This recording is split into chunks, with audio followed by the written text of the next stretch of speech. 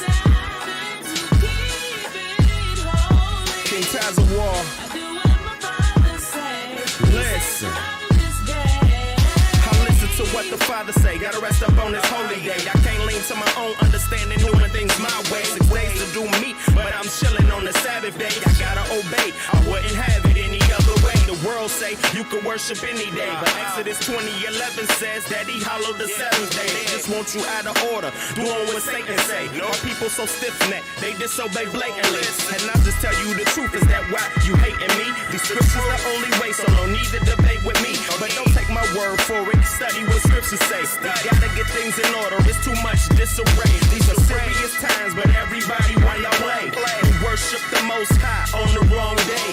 So choose who you're gonna serve on this day, cause you're only gonna make it in that one way. Exodus 20 and 8. Exodus 20 and 8. Exodus 20 and 8. Exodus 20 and 8. Remember the Sabbath to keep it holy. I do what my Father say. He said on this day. TBT Radio Live.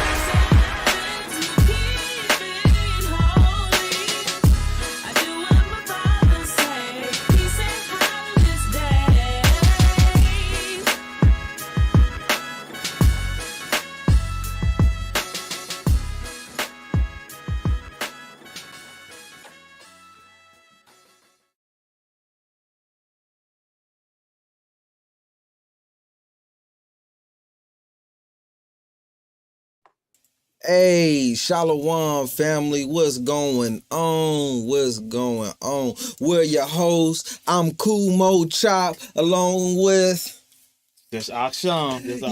I'm Cool Mo. I'm Cool Mo Chop. You know, on the ones and twos here today. Yeah, we got a so most special guest we've been waiting to bring up in here, man. Been waiting. Y'all look, y'all ain't wretched for what we got going on today. Where we boop. We in here live today. Our sister Atarah rocking with us today. We got over here in the queue. Look, y'all make sure y'all come in. Y'all like, comment, subscribe. Go tell somebody to tell somebody, tell somebody to tell somebody to tell their mama and their daddy that TBT Radio Live. Yeah. All I can tell y'all today is expect the most. Expect the most today. It has already started. Appreciate you all coming in. We ask that you share this, share the podcast, the link, wherever, whenever, but hopefully right now, so we can drive those numbers up like it. So we're about to get ready to dive into this interview. God. We're going to go ahead and get it in. We've definitely been anticipating this one for a while. Been definitely hands-on and encouraging and want to be a part of this whole this whole project. So all praise the Most High blessed it to, come to fruition. So without further ado and rambling on, let's welcome to the show our beautiful sister, Atarah.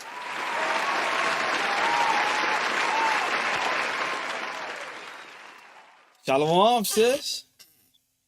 Shalom, shalom, everybody. Yeah. In here again, man. Come on. Y'all gotta give it up. This the year that I was telling Sean.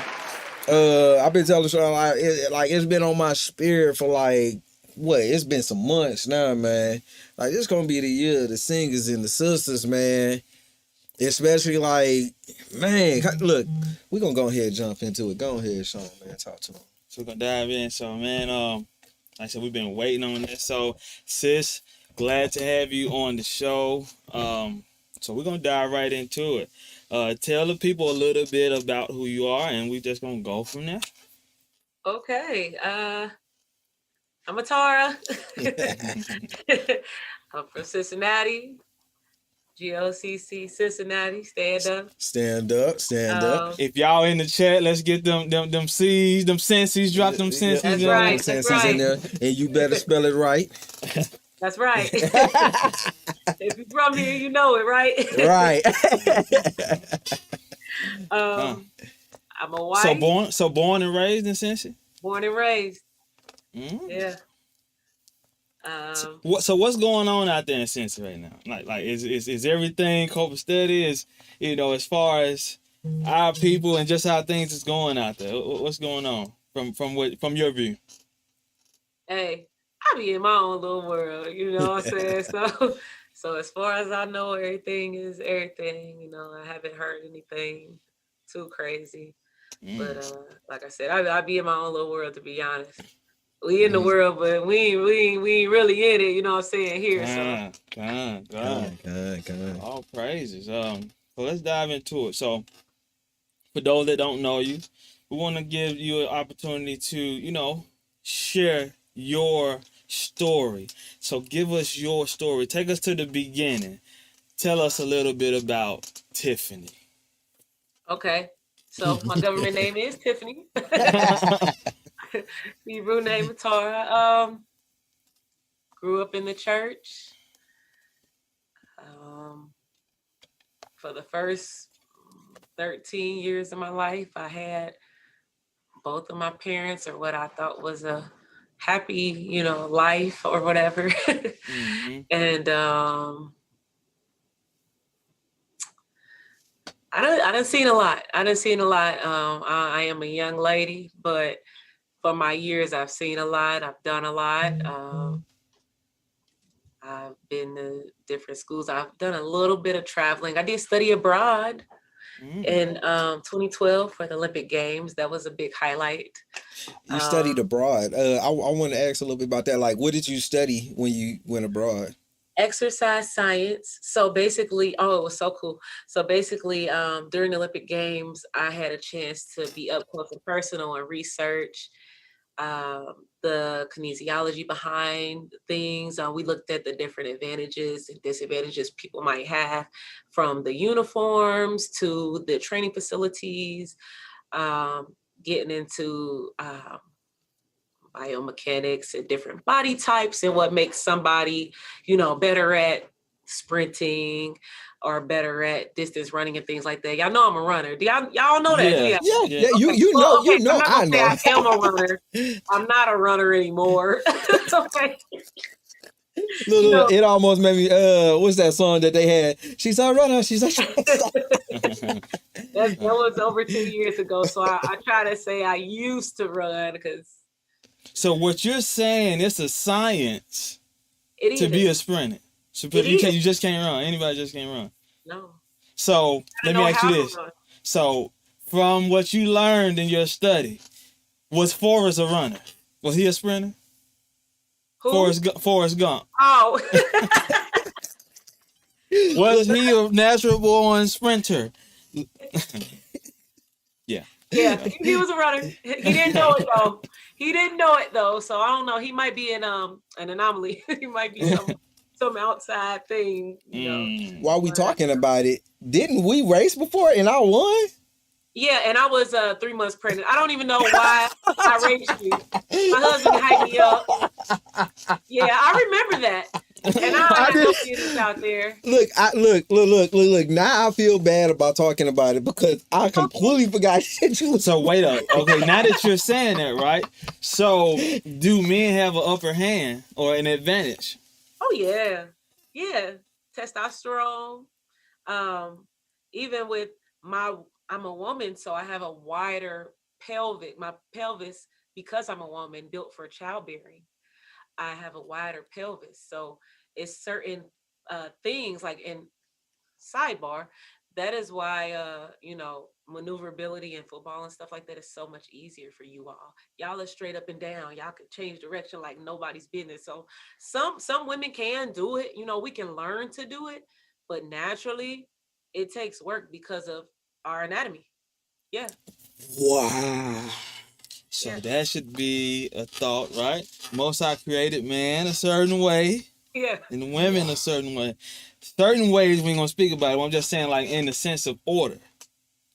He structured it in a certain type of way. That's crazy because, like, when you think about it, it's like if we built like that, and it's just clicked to me just now. And I just say this real quick, like for us to be able to maneuver like that, that's utilizing for what? Hunting. With the man majority being out there hunting. Ooh, he's so perfect in all his ways. Go ahead, though, sis. So is this something? So I know you said you studied that abroad. Was that kind of when it sparked, or was it already something you were studying in the States?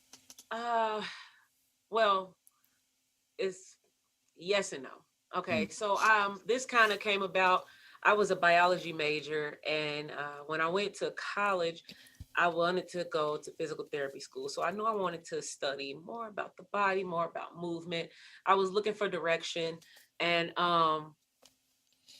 when this opportunity came up, I still had my mind on going to physical therapy school, learning exercise science. And I was trying to figure out exactly where I wanted to go with it, because a lot of people don't notice, but like that field has changed a whole lot. So physical therapists, it depends on where you work. And if I was going to stay in this region, I wasn't really going to get out of it what I wanted to get out of it, which was more so the interaction. I saw certain facilities where the physical therapists were doing more of the paperwork and the assistants were doing more of the patient or client interaction. So anyway, I knew that's what I wanted to do. I was kind of toying with, do I do athletic training? Do I do just something else higher? So I ended up actually after that continuing on with exercise science, and I have a master's degree in exercise science. People don't know that because I haven't used it. The jobs for that they're not that great in this region. If you just coming off the street saying, hey, I got a master's degree, it's like, see, okay. that you just said something key though. Like we don't even think about. We have to take these things into consideration when we're going to, major in something. Yeah. Is this something suitable for the region or state you're in? Mm-hmm. Right? Yeah. It's very important to take that into consideration. I mean, and we don't know that coming out, but something like that flourishes in on the East Coast, or where they have these outdoor athletics all year round. Mm-hmm. It's booming, with these types of jobs. But if you are from Cincinnati, Ohio, like me, where once again, November, December, January, we in the house, and it's like, it's limited. It's limited careers for that. So yeah, it's something it's important. Like if I could tell anyone younger than me when they first coming out of high school and things like that, think about what you want to do and do more research. It's kind of like when we come out, we don't know what research to do. Like we don't even know what questions to ask. Absolutely. It's right there, and they were like, That's true. That's real. Yeah. That's real. And that's why it's good, like how it used to be when you would learn whatever your parents is doing and, you know, prosper at that, because that's already a machine that's working. Now, some children may veer off and they may see something else that pique their interest, but generally, you know, 80% of the time, that's what you pretty much want to do, you know. Yeah, both of my parents have been in healthcare, but they were doing they were doing different things, but they were in healthcare for as long as I can remember. I will say that, so that I don't know if that has anything to do with my interest in healthcare, but yeah, I mean, as long as I can remember, they were both working at hospitals, and I don't even think they've ever done anything else like in my lifetime. So, Okay, so tell us a little bit more about your upbringing. uh, you know what? Now that I'm older, well, you know what? My parents worked really hard to just take care of us. It's not, it was only 3 children in the home. I don't remember us struggling, but now that I'm older, I do understand like the importance of budgeting and knowing the value of things, because they were very conservative. And I praise the Most High for that, because like now I realize like I'm raising my children to be conservative. I'm raising my children to not value a name brand over just saying, hey, I have shoes, I have clothes, I have food, I have a home that's safe, I have a bed, you know. And I can't really say that we went without, but just growing up the way I did taught me contentment, you know. I'm grateful for that. All right. Hey, that's solid. That's solid. Like, definitely learning that mindset is something I know a lot of people. I spoke to a lot of people. In truth, that's something that a lot of people is learning. Me myself as well, being real conservative of, you know, time, resources, you name it. You name it. So go ahead. Oh, you guys. Yeah. So so as far as your upbringing, you know, with your parents, like, okay, so what particularly did your mother and father do in that field? Actually, my father, at one point, he was like a chef in the kitchen, and then he did like transportation. So getting clients, patients, people from A to B. And it's so funny. I'm gonna talk a little bit more about my professional background, and I came to learn a lot more about what it was that he was doing as well. But I didn't realize how important it was at first. But he basically, like I said, I can't remember what they called it back when I was little, but uh, more so patient transportation, getting them from point A to point B in a timely fashion and safely. And then my mother, she does like registration, scheduling, different accounts, and appointments. Right now, she's in radiation oncology, doing scheduling for the surgeons and stuff. So she's been doing that for quite some time. Okay. Okay. Cool. So we see that, you know, they strive to show you a good example when it comes to career seeking. I know you stated something earlier about you was in church for 13 years. So we know typically young men and young women, right? So was it a forceful thing? Was it like, you gonna take your behind the church? I don't want to hear it. Get up, let's go. Was it that type of situation, or how was it? Not really. Early on, it was a routine. Like it wasn't a thing that I was like, oh my gosh, I don't want to go to church. You know, it was like my grandmother, she was on the Nurses Guild, so she would wear all white and, you know, just be of service. And so she kind of took me under her wing, showed me how to do different things, as it relates to getting, I guess, the church set up, the pulpit set up for the pastors and things like that. And early on, I became somebody who loved the church, because I was singing in the church.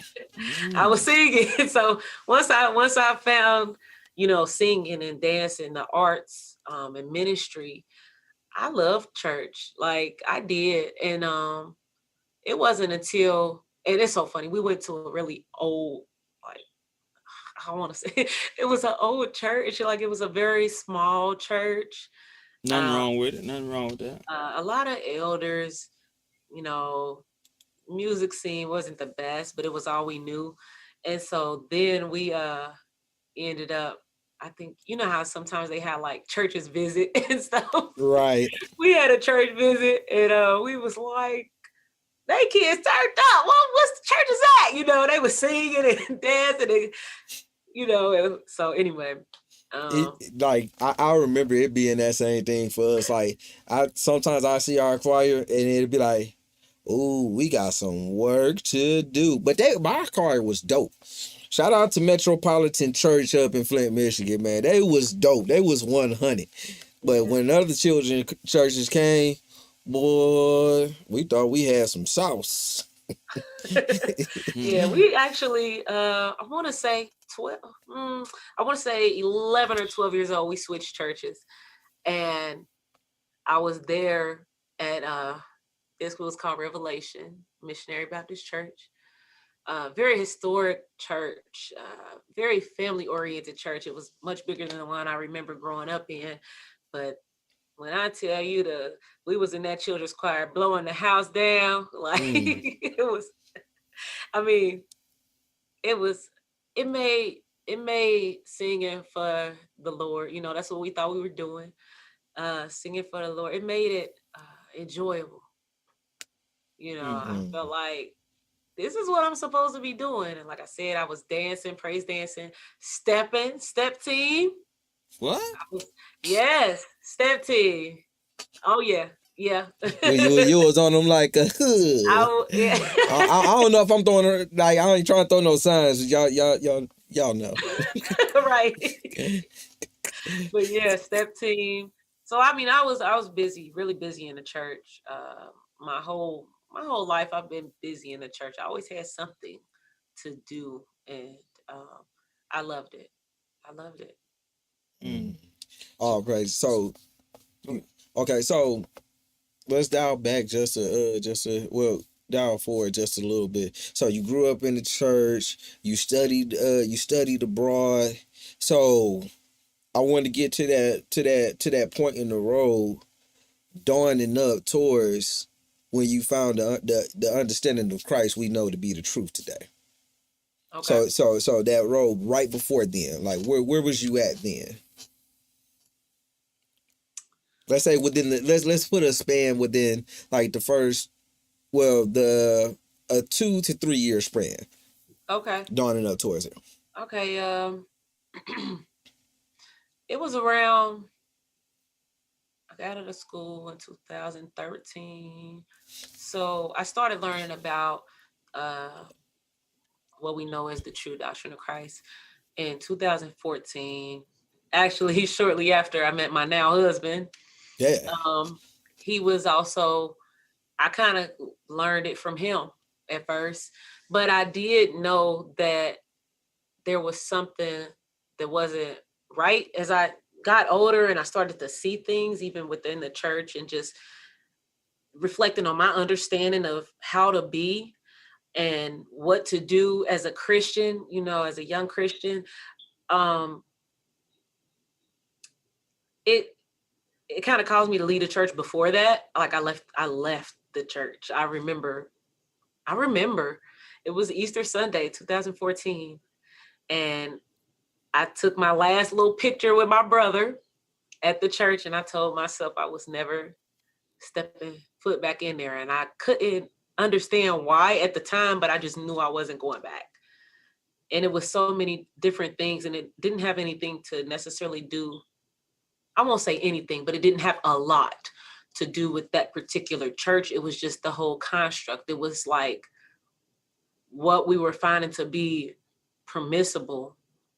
I didn't feel like it was right, from how we dressed to, me finding out that there was like my peers, some of my peers were like fornicating. And, you know, it was just like, this is not what we sing about. So it was just like, I'm done. But I want to say that was 2000. It had to be 2014. I started to learn about the doctrine of Christ, and, you know, learn about the laws and the statutes and the commandments and things that I kind of would hear, you know, as I was in church, but we never really got quite into it, or we never really talked about the importance of keeping it sacred and just really abiding by it, if that makes any sense. Yeah, so are you saying the first encounter you had with something outside of what you learned growing up was first through your now husband, right? Huh. So So when he brought it to you, did you think he was out his mind? crazy, Yeah. So crazy. let's talk a little bit about that experience. Yeah. Well, the thing about me is that I'm a skeptic anyway. I used to make jokes about it because I'm a scientist. Like, and scientists are known to be skeptics. You know, you question everything. Uh-oh. Initially, you know, and he was real subtle about it. But I think for me, it was mostly like getting over my like preconceived notions. You know, I think, let's be real, like everybody everywhere has some type of preconceived notion when you start saying, hey, you know, you the people, or, you know, you like, oh, here they go with this again, you know, what is what? And so when he first started telling me things, he was real subtle about it. He was like, you know, Saturday to Sabbath. And I'm like, yeah, I know. Yeah. You know, I keep the Sabbath. I mean, me keeping the Sabbath at that time, I would just go to Eden Park. So before you finish in the story, so was he using this as like a pickup line, or how? No, I already knew him. Okay, so I already knew him. Picking me up. We were no. We were friends. We were really good friends. We used to work out all the time. That's another part of our story. I used to do natural bodybuilding and everything, y'all. Like I was stronger than him. No, but we used to work out all the time together. I was doing natural bodybuilding. I was really strong though. I mean, pull-ups and all that stuff, you name it, I was doing it. And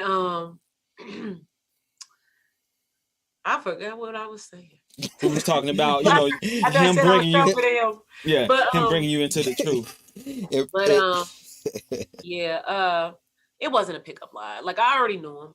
And it was a little weird at first because I kept saying, well, what are you doing on the Sabbath where you won't go to the park with me? You know, I'm just here, you know, enjoying nature. Because I didn't know what to do or what not to do. So I was just like, well, I'm out here at the park enjoying nature and, you know, and walking and praying. And he like, you breaking the law, sister. You enjoying too many sun rays. And I would ask him, like, what are you doing? And it turns out that he was gathering at our now deacon's house, and, you know, doing Bible study lessons and stuff. But he wanted to, I think for him, he was more protective of me at the time too, because I was trying to figure out what it was he was doing and what it was he was talking about. And he was like, hold on, let me see first, you know, let me see if this is what I think it is. Like, let me make sure it's legit, or whatever they talk about is what they say it is. And eventually he started, he brought me around to gather. And that was very strange for me. I will say that, because I was used to church. You know, you go in, you do the praise and worship, and you do the, you know, the tithes and offering, and you do this, and then they do the sermon, and then, you know, and so it was very different to like be in a house and sit down. And at that point it was no music. And, you know, I've been doing music since I was very young. So it was like, I was just there, and I'm like, oh my goodness, like this lesson is 3 hours, 50 scriptures. I got a headache. I'm hungry. Look, the spirit bear witness in every area. That was pretty much like what my first one was. It was like we was sitting in a we was at your house, and we was in a circle. You had some on the couch, some in chairs, and pre-sales is being thrown down, and see this brother. I didn't know it was for a second. I was like, I think I'm lost here. I don't think I belong here. Like, Lord, what he done brought me to? Because me and him had went through precepts together. But when we came to that, and it was more than one person that was bringing out precepts and stuff, I'm like, oh, everybody TTG. Right. But yeah, it was very different. It was very different. So what clicked for you with this understanding versus what you were being taught in all of your 13 years in the church? I was in church my whole life, even before 13 years. I met my husband. That's what I wanted to tell you. I met my husband when I was 22. Mm-hmm. So up until then, I had been in the church, like busy. But what clicked? Going into the laws, going into what's expected of us, going into the dietary laws, going into the feast days, and saying, hold on, why haven't I heard of this? Or if I did hear about it, it was like the Jewish people were celebrating these by another name, and probably at a slightly different time, but it was just kind of like, why? This is in the Bible. This is in the same Bible that I done had since I was 10 years old.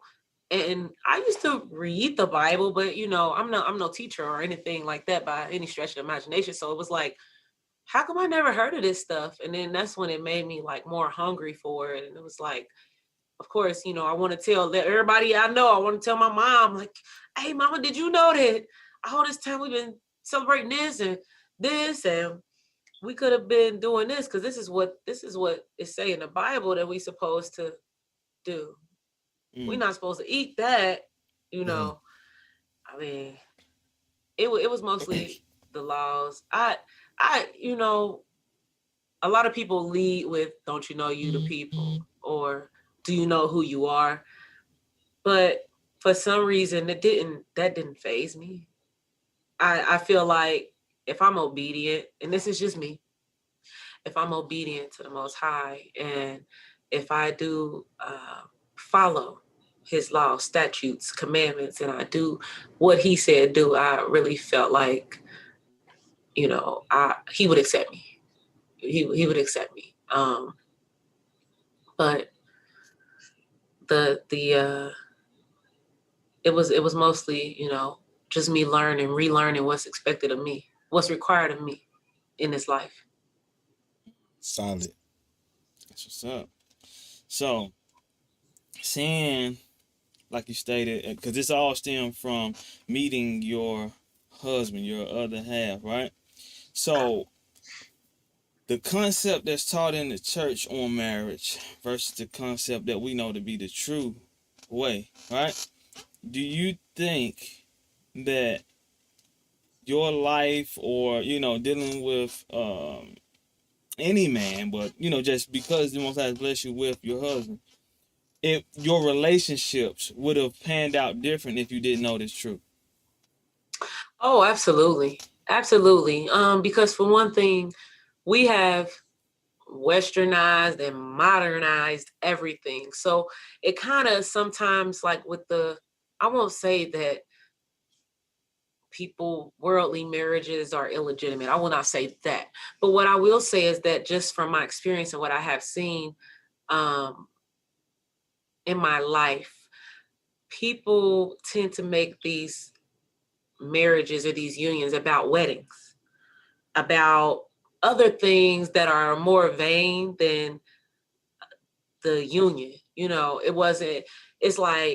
was very little focus on having a healthy union, but it was more so about the ring, and it was about the wedding, and who's my bridesmaids, and who's this. And it was just kind of like, even though we were Christians, and even that wasn't what the Bible, how it's supposed to be. Even that is not how it's supposed to be, as in the Bible. But it was just like,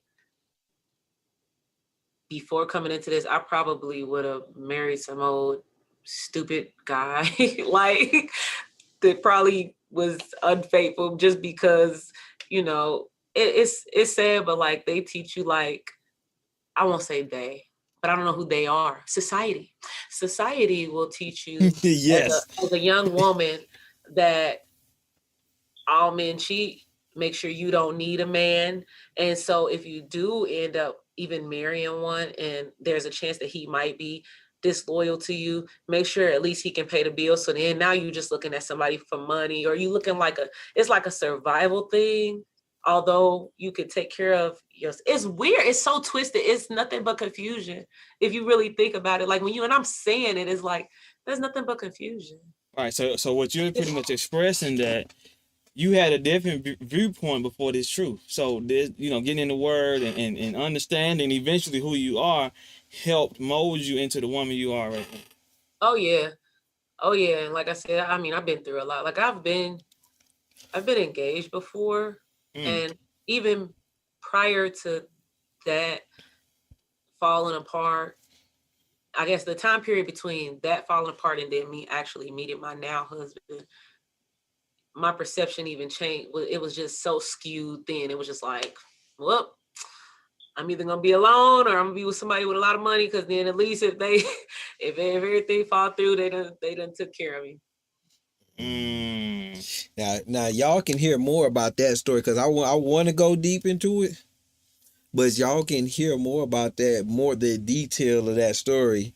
And what song is it, sis? Talk about it. Part 2. Part 2. Oh man. So we're gonna get ready to talk about it, all right, in a minute. Hi. So before we go into it, because we did get a chance to listen to the project, so I'm gonna ask this question before we take the break and get ready to dive all the way into the project. So what I hear in the project is very personable. Would you say the same? All right. Oh yeah. What are some things that you encountered or went through in life that you're releasing and getting out and expressing now through this project and through your walk that you would like to share? Oh yeah. A lot. If you could pick that one thing that would help someone that you overcame, right? And through you becoming stronger in your walk and your relationship with God. Okay. Yeah. I was my virginity was taken from me. At a young age. I was 13, and it's so crazy because around this time I was going through so much, and I didn't feel like I was going through so much because there was so much going on around me. My parents were divorcing. My sister, a lot of my friends in high school didn't even know I had a sister, but I have a sister, and she's older than me, and she moved out the home. And that was my first best friend, She moved out the home. My parents divorced. I switched schools. I switched churches. So basically, I was in a place where I didn't know nobody. I didn't have nobody. I felt like I didn't have nobody but my mama and my brother. And since there was so much stuff going on, and there were other things revealed at that same time that happened to my sister, like I said, it gets deep. But Talk About It Part 1 talks about that. So listen to those. But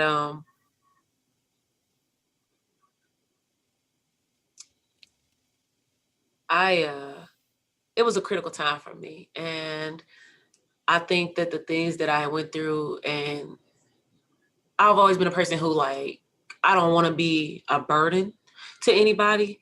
I feel like I'm the strong one.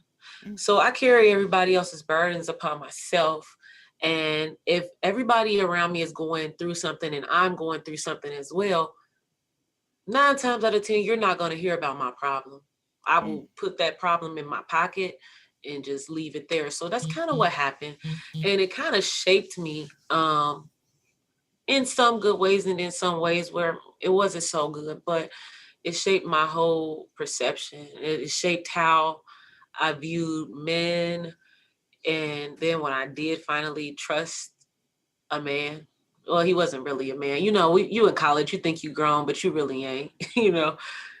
But I actually graduated at 17. So I was on this college campus at 17 years old. And I didn't think I was grown then, but even thereafter, you know, meeting 19-year-old boys, and, you know, things like that. And I ended up falling for, I won't say that it was probably intentional. It was just, we was young and kids are stupid. I mean, you know, but a lot of it just, it was like thing after thing after thing. And I won't say that none of it was my fault because I made bad decisions. I had poor judgment, you know, as a young lady, and just trying to fill voids, you know. Like I said, my parents divorced when I was 13. And when I had that critical moment, we had also moved out of our house. So it was like, I didn't know nobody. Like my parents divorced, our furnace went out. We had to move to this new neighborhood, new school, new church, new, like, and so I was trying to fill voids that probably would have not been there had my family stayed together, which I know like everything happens for a reason. And I will say that my mother, I watched her have such peace after that. So it was like, what can I say? She had such peace after a divorce, you know, and so it was like, I watched her do so much for us by herself after that. And so it kind of made me feel like I don't need nobody. But anyway, I'm rambling. So to bring it back full circle, to answer your question, I understand that, you know, sexual abuse is something that happens to a lot of our people, and it's often kept silent, sometimes by us, sometimes by the family. Sometimes you try to tell somebody and they don't want to listen, so then you're just like, well, I guess I'm just, you know, I guess I should just try to move on, you know. And that's how it was for me. Like I tried to tell. It actually happened at a recreation center, someplace where I thought I was safe. And but like I said, at the time, it was other things going on in my home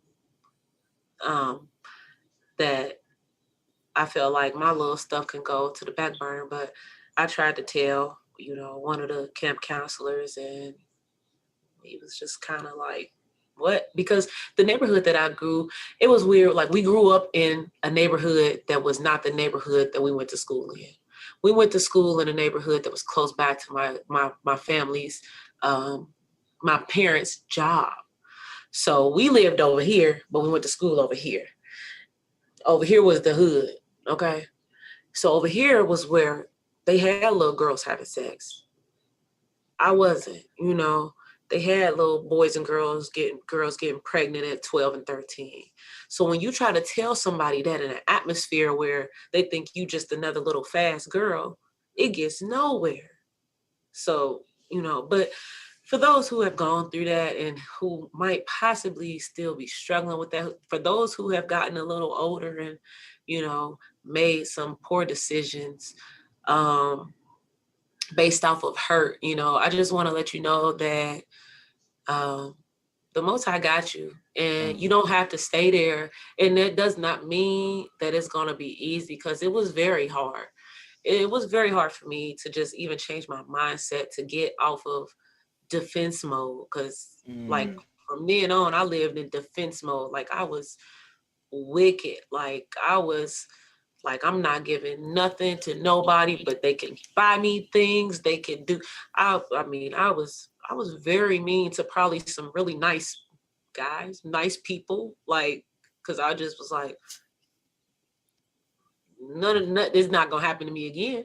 You know, nothing's gonna happen to me again. I'm gonna be in control of what happens to me. And that's not a good mindset to have, because truly we are not in control of anything. What we can do is to worry about how we treat others, how we carry ourselves, what we keep to ourselves, and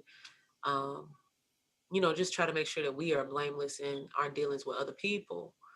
But yeah, I mean, I hope by me just opening up a little bit and sharing my story that somebody will have the courage to move past whatever it is and to find that faith in the Most High, because it is hard to find faith in those dark moments, but he is always there. He is. All praises. So she's going to elaborate a little bit more on her getting over that hump and the light that she saw at the tunnel to keep pushing, and tell us more about her project after this break. Y'all stick with us. All right. Peace and blessings, family. A Highest Table and I Am Media Video Productions presents to you A Night of Praise, a Bayan Gabar tribute. Join us live at the Fox Performing Arts Center Sunday, August 28, 2022. Located at 3801 Mission Inn, Riverside, California, 92501. Featuring performances by Brother Bronze, Padam Rakar, Zemariah, Rawafia, Shadayawar, Aksham, Akchop, Yasharahla Twins, Trip, Stevie Diamond, TTK, Elroy Jones, and more. Tell them about the merchandise. Get your exclusive merchandise at the artist vendor table. Don't delay, get your tickets today and join us for a night of praise. Don't forget to tell them about the website. Purchase your tickets at www.ahighesttable.com/ANOP. That's www.ahighesttable.com/ANOP. Be there or be square.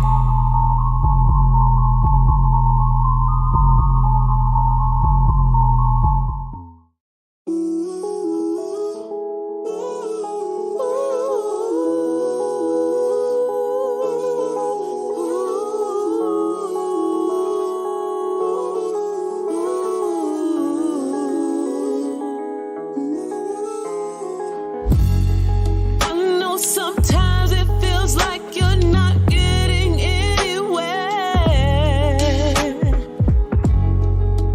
but you are, just stay faithful and you will prevail.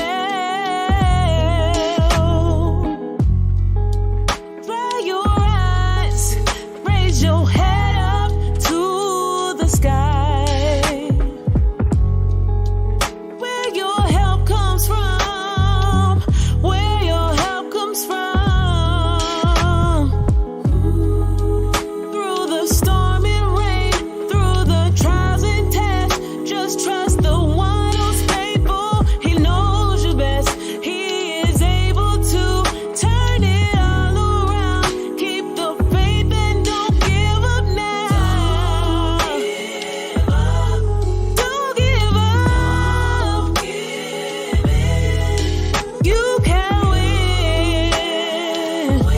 With God,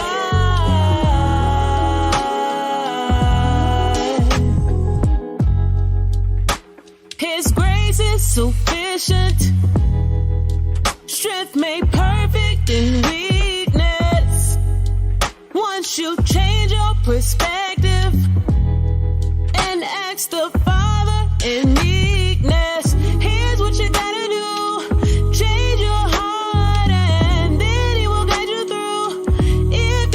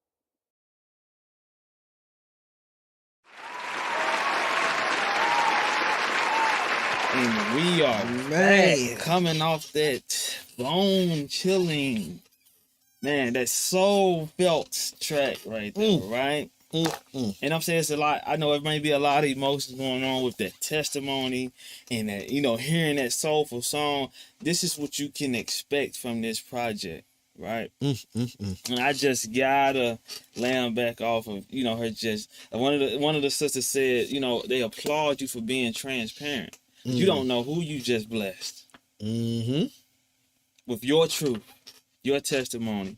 And like I said, we're gonna build up because what she's singing in the song is not something she's just talking about, right?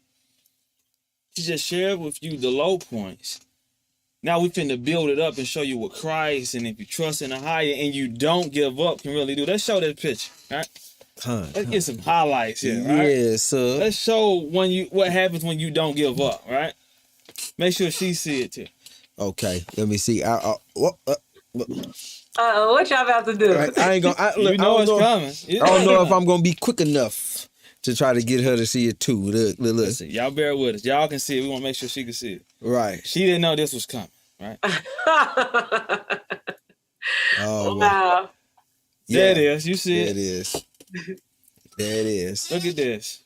Right? All right, let's share it with the people. Let's share it with All right, the they can see it now. Everybody Yeah, see everybody it. can see it. Everybody good. You can see it, Everybody sis? see it. Yeah.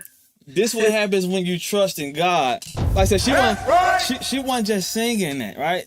She's sharing her walk, her testimony, her holding on to God's unchanging hand. Yes, sir. Right? I ain't Yes. gonna preach, but yeah.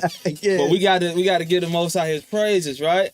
Her not letting whatever she's went through or, everything, all of the negatives affect her.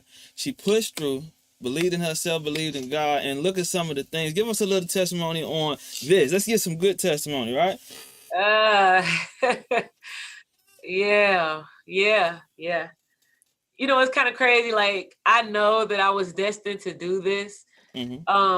So real quick, when I got to Kentucky State campus many, many years ago, I think it was 2009, I had just missed the nursing program by one day, and they would not let me in. So that's when I went on and did biology and all that stuff, just changed my whole mind.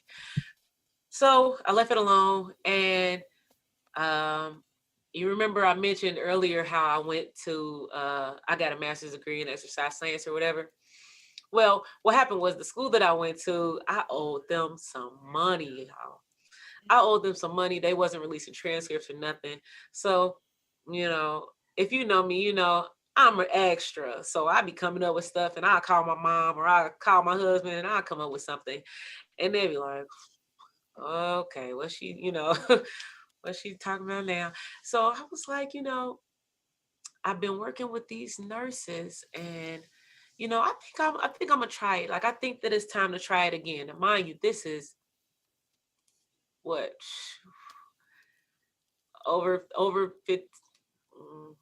10 years later, and I got a family now and everything. So I'm like, what a perfect time to start something else, right?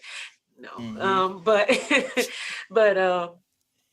I went, and the reason why I say that I was meant to do this is because there were many things that were obstacles. It was almost like I owed them some money and they wouldn't release my transcripts, but I started talking to people in leadership at the school, and then they released my transcripts for 24 hours. Got to send them and all of that. That was one thing. And then it was something else, like a deadline or something. And it was credit hours. Now, mind you, I've been out of school for a long time, and they usually don't accept credit hours past 5 years. My credit hours had 8, 9, 10 years on them, went on through. And so that was number 2. I'm like, okay, what's going on? Then it was like, Father, I see you. Right. I mean, when you talk about, it's so funny because I always pray when it's something, anything really big or small, but especially when it's something big, I always pray. And I ask the Most High, I say, open doors that no man can shut and shut doors that no man can open, so that I can clearly see the path that you have for me. And so there's been many times where I would apply for jobs or just anything, and it might be, I mean, I was prepared for an interview or whatever, and they'll cut the conversation off and just be like, we're not interested in you, or you're not gonna make that much money, or whatever, and it just wouldn't work out. And I would just look up and be like, okay, I'm not gonna fight it, because you could be protecting me from something, whatever, or you could be steering me to whatever's over here that I'm supposed to have, and it's not that. But it was one more thing that was like, I think it was like, oh, I started school right in the beginning of this pandemic, right? But I was already enrolled and stuff far before that. You got to do that stuff far in advance. But I literally was trying to figure out how I was going to pay the bill, how I was going to afford. It was like one particular book that I couldn't afford. And then it was, how am I going to juggle this around working my job? Because I have a family now, and I was helping, with the finances in my household. So it was kind of funny because I remember at the beginning of the pandemic, and I was due to start my summer classes on like May 3rd. I get called into the office at my job. Now, I'm never in trouble at my job. I get called into the office and I felt like I was getting fired, but usually people cry, like, and they were like, hey, we got to furlough you. It starts effective Friday.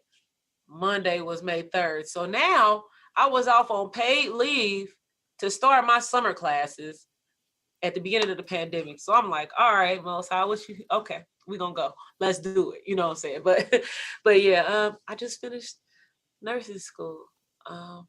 I did. Like with excellence though. Like right. You can't just you skating away from this photo we just showed. Like where like it was a video. It was a video where like it was like a big stadium. Her face was up there. It was like, balloons. It was confetti. Oh. It was like this was a. I thought I turned that off. I thought I turned it off. I thought I turned. Look, I know I turned it off. It was set for tomorrow. We'll go ahead. It was balloons. It was confetti. Like if you was at a basketball game and somebody just won, that's what it looked like. Gym was packed. I'm telling you, if it was some high honors going on, look, it was. Woo! And speaking of that photo you posted, that was the second one. I was the only one in that school to be nominated for Student of the Week twice. And that comes with a $500 scholarship. So they paid the rest of my bill. All praises to the Most High. Because I was like talking to my husband and now he was like, you ain't hold on. You ain't paying for that. Out of our finances, it's over. You better figure it out. Hold on. Wait a minute, sis. Look at it. Put her chin up. I see. I'm crazy. Man. Oh, look. Don't crazy. give up. This I had KK. I had KK in August and I was supposed to be finished in December. And they made me take off all the way till January and start back. That's why I graduated in April. So all of these things came up where I could have gave up. I'm telling you, y'all, like, don't give up for real. Don't give up. Hey, all right, let's jump into this album. Let's jump into this album because I was hands-on with this album, with working with you. So feeling this album on a whole nother level. So yeah, we're gonna do a little soliciting real quick. Hold on. Okay. Wait a minute. If you need mixing and mastering, we got a 70% off on your first mix and master bundle. You gotta get them together. You can't get one without the other. It just don't sound right. Man, y'all come jug with me, promo code in there. Make sure you text to get that deal. All right, jumping straight into it. Sis came down. She recorded her whole album from beginning to the end with me. So mix, master, everything. her husband. Shout out to Akabad. Shout out to Akabad. Who, and I'm putting them on the spot. Since y'all help me out with this, will be on the show soon. If you're watching, you have to come share your testimony. Yeah, you're on the spot. Yes. That's why I had to throw on my complimentary, one of a kind Brewfit hat. I had to. One of a kind. There's none. There's no more. There's not in stock. Y'all make sure y'all run it up so they can make some more, because I want some more hats. But go ahead, guys. All right, but yeah, just hopping into it. Not even making it all about me, even though, them hands, them ears, all praise to the Most High for that. Come on. It was very, very spirit filled through the whole journey of recording this album with her. It's like so many different things I want to hit on, so many different tracks I want to hit on, and get some detail in it, because I had to bite my lip not to ask her so many questions about the songs and different things like that, and what inspired this and what led this. But when we, and I tell you this, when we recorded it was one song, Don't Give Up. It was the Holy Spirit came down on that one. Yeah. The Holy Spirit came down in this studio, in this room right here, because this is the studio right here.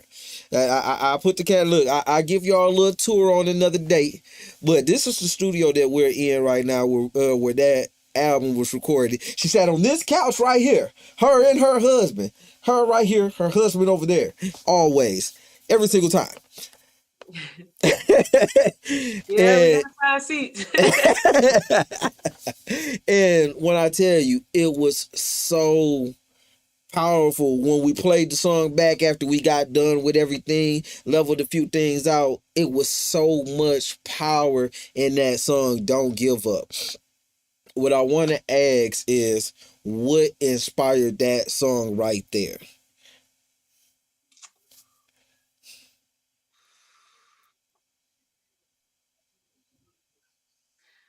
Just everything. You know the saying, when it rains, it pours. It just sometimes seems like something going on right here, and you trying to remedy that, or fix that, and then something else, and it just.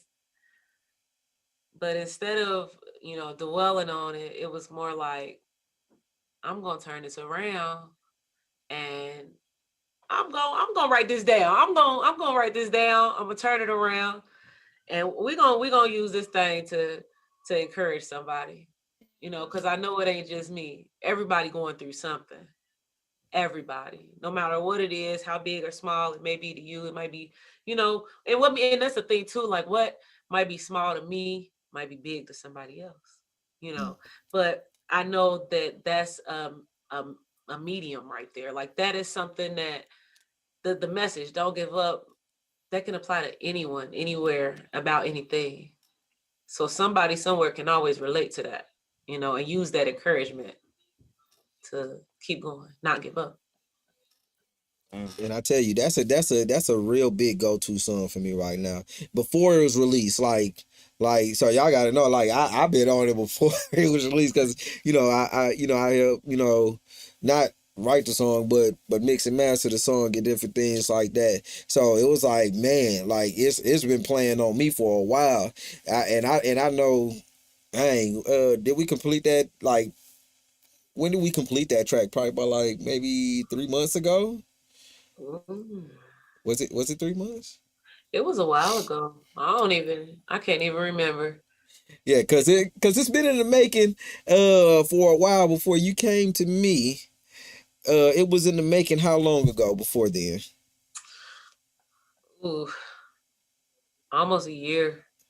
Almost a year. A lot of the songs, they were written, maybe kind of recorded a year to 2 years ago. Like, this has been a long time coming, I'll just say that. But that one is one of the newer ones, but probably about a year, or just short of a year.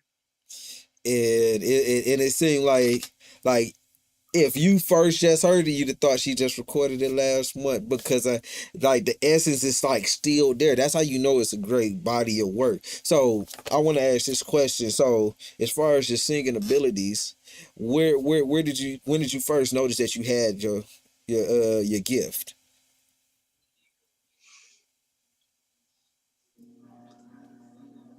I remember when I don't even, I had to ask my sister. She know how old I was because that's my big sister. But I feel like I could have been 8. And I used to sing this song called There Is Hope. And I think that was when they were like, oh, wait, she kind of sing, you know. And from there, it was on. But I will say that I've matured a lot, though. I've matured a lot. I've been with like different singing groups and stuff, and it caused me to mature a lot. And even from listening to Transformation and then listening to this body of work, my voice has matured. And I think that comes with the maturity of life. You know, my voice has changed. My voice has actually changed a lot. I used to have a very high soprano voice, and now I'm like trying to find my middle alto comfort range. But yeah, I was young. Young church singer. Oh wow. So from that point on, it was like, okay, I'm going to sing. But was it only relegated to just the church, or you wasn't really looking at a career in it, or what was the thing? What was the thing as you kind of graduated from that point when you saw that you had a gift to sing? I actually, this is kind of funny. I actually did record a couple of secular songs, but they were like, of course, they were worldly songs. They were like bitter, unhappy songs. You know, I was writing my pain down and singing it. But I never wanted to be like a Hollywood music artist, star, or anything like that. You know what I really wanted to do? I wanted to do like Disney.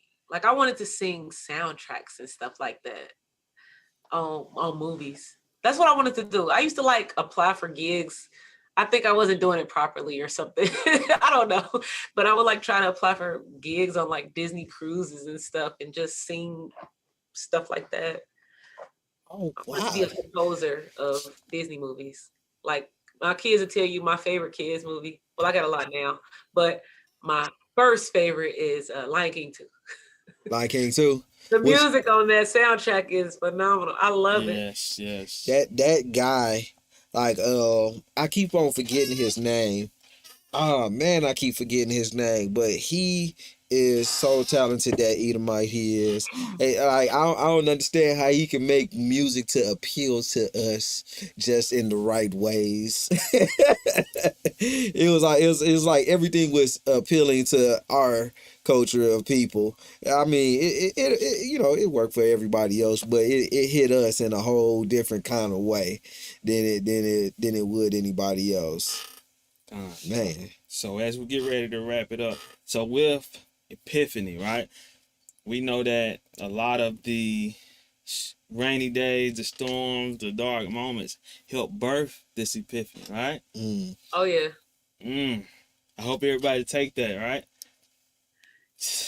And boy, I mean, just hearing from, you know, the beginning to where we at now, it wasn't some birth pains, but look with the beautiful child, the beautiful daughter of Zion you see before you, and glowing and representing the kingdom with the work that the Most High has given her, alongside with her king.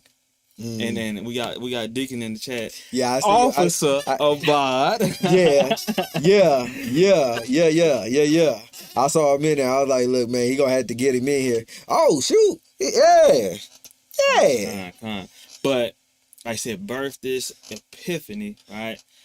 With this track, what is the soul message you hope to relay to the listeners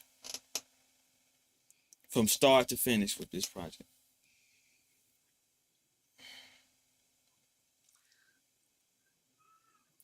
It's time. It's time to come to terms with your truth, good or bad. It's time to drop the baggage that you never thought that you could drop. It's time to be better. You know, a lot of people will use what they went through in their lives as an excuse, you know, to stay in the same place, to remain stagnant. So it's time to move past that. So it's going to be uncomfortable, but, you know that you got the Most High. You need to truly choose and confide in Him. Put your cares, cast your cares on Him. Yeah. Real, you know, and you'll be okay. You'll be okay.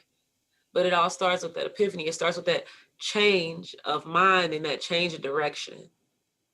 To that conscious decision to say, I'm not going to be like this anymore. I'm not going to allow these things to cripple me anymore. I'm not going to allow, you know, what they said or what they do to hold me down anymore. It's time to continue to move forward and grow all the way to the kingdom. All the way to the kingdom. They don't know that yet. They Yeah, heard that yet. they heard. Look, He over here trying. All right, he be thinking stuff. Yeah, he leaking over here. my bad. So But now, like this album. okay, go ahead. Oh yeah, just real quick.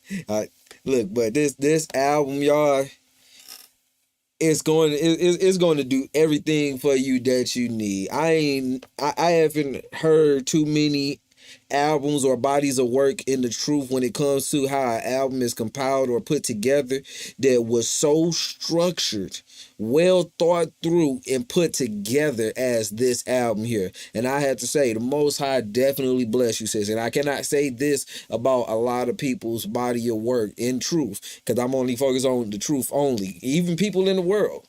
But in the truth, it is greatly put together. It has a nice feel, nice texture to it.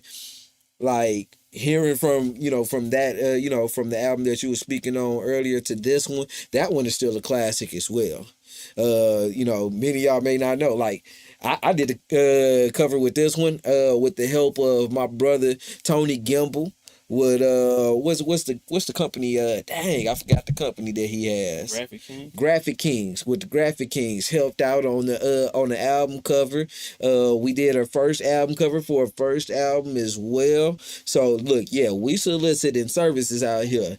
Y'all better come get your album cover, get your mixing, get your mastering, get your videos, get your whatever over here. You know what I'm talking about?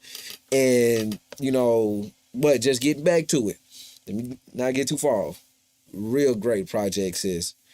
From the bottom of my heart, real great.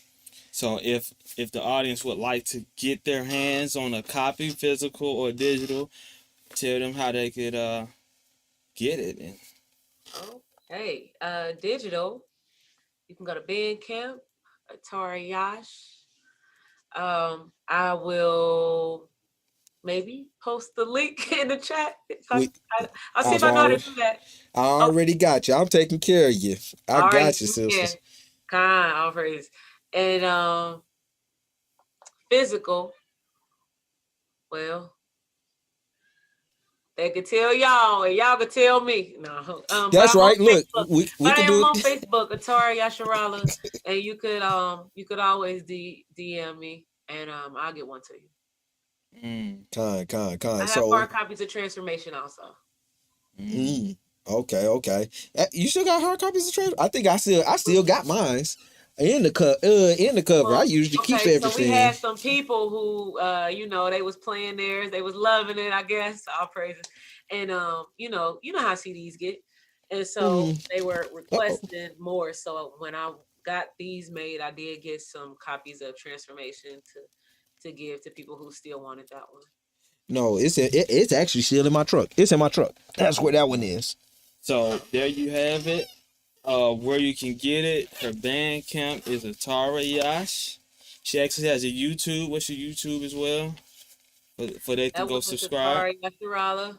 So Post that link in the chat, somebody. yeah, it's gonna everything is gonna be in the description. So Right. I'm dropping them in the chat now, but everything gonna be in the description as well. Everything gonna be in the description, so y'all can be able to get it in both places. So boom, I'm getting y'all laced up right now. Hi, yeah, there you go. Con. So it's been a beautiful interview. All right. I definitely want to thank you for coming through. Thank you for the listeners for engaging and lending an ear and coming to participate with us on this broadcast. It's been a beautiful broadcast, definitely heartfelt. One last question. You already kind of gave a lot of encouragement, a lot of motivation to the sisters. So sisters, or women in faith, seeking Christ or not right now, what message would you relay to those, especially those that's not in faith or seeking God and may not be living accordingly, but what words of encouragement would you give to them and even your sisters that's in the faith before we end it out? Well, for those who don't know the Most High, you got to get to know Him. I mean, I tell you, your life will improve vastly once you get to know the Most High, because you will have that covering. And for the sisters in the faith, keep on going, sisters. Don't give up. and just know this walk, it ain't for the faint of heart. It's not. I ain't gonna act like it's easy. It's not. But it's worth it. It's worth it. Hey, and with that, y'all make sure y'all like, comment, subscribe, tell somebody that TBT Radio just went live. And with that, we're gonna pray on it and we're gonna stay on it. Thanks for Peace having and me. blessing.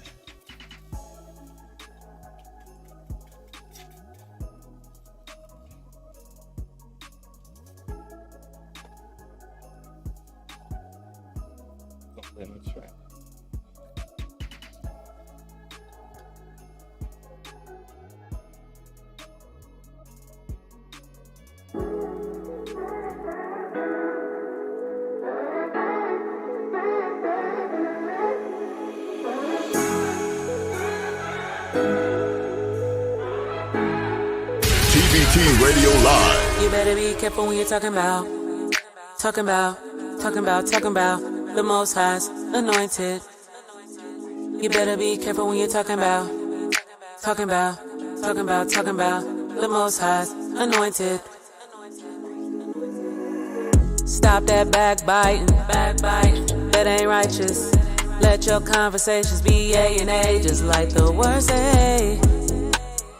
Don't discuss another man's life if you can't do it without a pen. Let this be a warning to you. You're gonna be accountable for every idle word. Let this be a warning to you, 'cause vengeance is the Lord's. He says, touch not my anointed, and do my prophets no harm. Do my prophets no harm. Do my prophets no harm. Touch not my anointed, and do my prophets no harm. Do my prophets no harm. Do my prophets no harm. Satan always watching and he know you well. I hear you murmuring on the way to hell. Bearing false witness and gainsaying. Dealing in the works of the flesh daily. Ain't no room in there for the spirit. When she speaks, the demons ain't trying to hear it. Gotta get control of your temple. You think this a game, but I hear you not playing no. Let this be a warning to you. You're gonna be accountable.